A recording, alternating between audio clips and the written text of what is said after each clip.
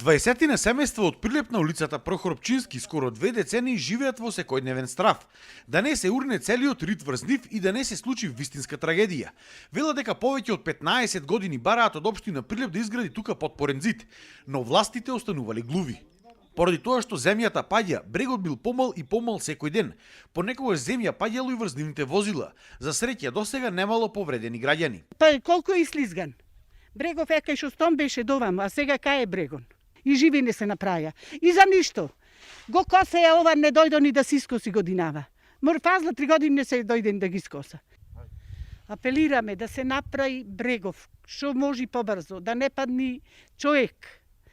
Се бориме за живот, никој да не загине од овде, ако падни куќа, значи не потисни нас. Жителите на населбата се крајно револтирани на сите партии кои што ги лажеле со години. Порано кај горните куќи, ова место тука било улица, каде можело да помине и автомобил. Сега поради тоа што е урната земјата, патот се стеснил и едва и поминуваат и луѓе. Никој не ги одржува ниту скалите кои што се обврска на општината.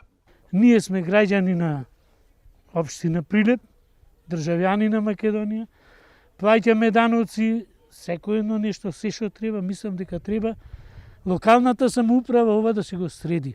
Оти кој како дојди само излажине и замини си. Во страв се живее, нормално е.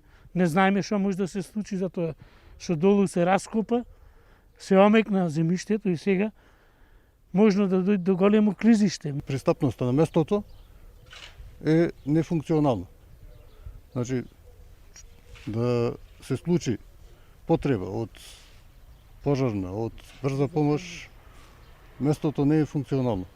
Под овие куќи се наоѓаат и скривници градени во периодот помеѓу двете светски војни, и тие се оставени сами на себе, бидејќи државата ги отпишала и се откажала од нив. И внатре во нив се гледа дека земјата паѓа и може да се случи катастрофа. Од општина Прилеп пак само кусо одговорија дека се запознати со проблемот и дека се барало решение, но не кажа никаков рок и датум кога тоа може да се случи. А додека властите се мислат што да направат, граѓаните ќе продолжат да живеат во константен секојдневен страв.